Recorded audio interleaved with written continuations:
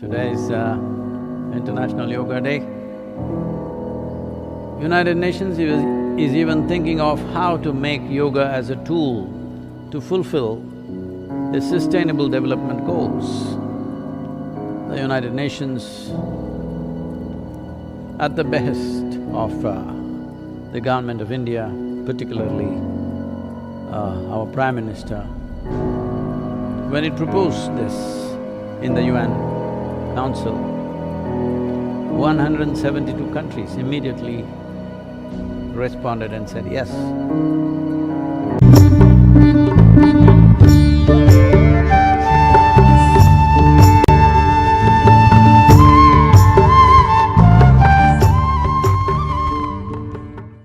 Namaskaram, all of you. Today is International Yoga Day.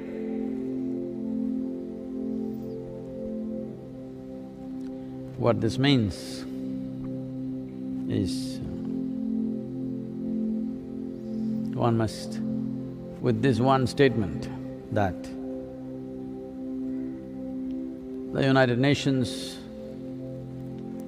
at the behest of the government of India, particularly our Prime Minister, when it proposed this in the UN Council, 172 countries immediately responded and said yes. Then everybody else came in later on. Never before, for any resolution, 172 countries in UN have agreed upon one thing. This one thing, all of them agreed that this is needed. This is not just about declaring a certain day, because there is even a bubble bath day. All kinds of days. It's not about that. United Nations is even thinking of how to make yoga as a tool to fulfill the Sustainable Development Goals. Because slowly the world is realizing that without an inner experience of unity, without an inner experience of inclusiveness, everything that we do, even if we start with the best intentions, it can go all bad simply because of the divisive nature of human intellect. It divides everything. Dissecting and dividing everything is not the answer. This continuous dissection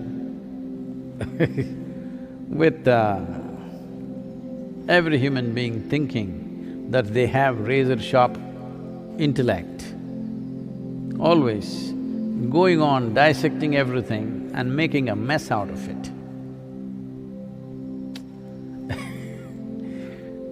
See, there have been Gnana yogis who had worked upon their mind, their intellect, for years or sometimes lifetimes, to get to such a point of sharpness that by dissection they could divulge and realize the reality.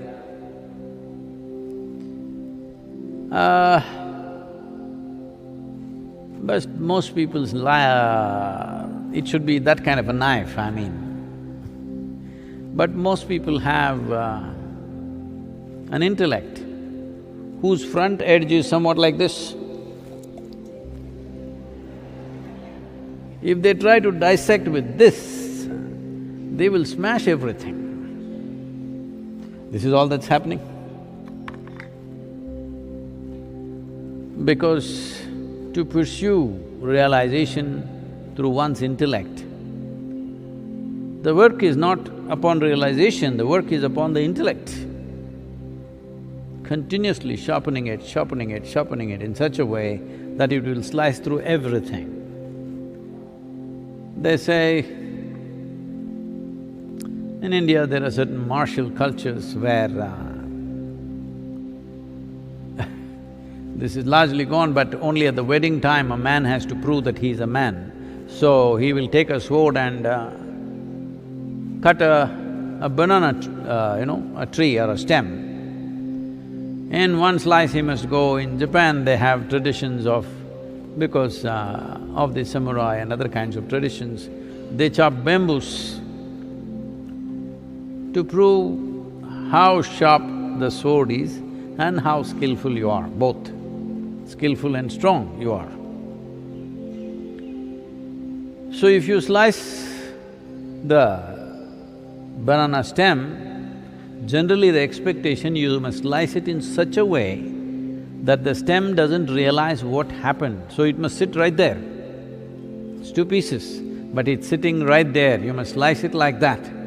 That means you should have refined your sword to such a point and also your skill and your strength.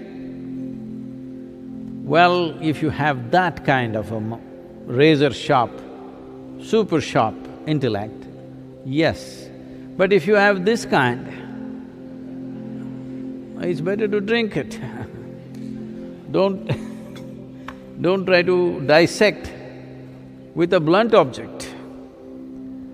If you try to dissect with a blunt object, well, you will have mincemeat.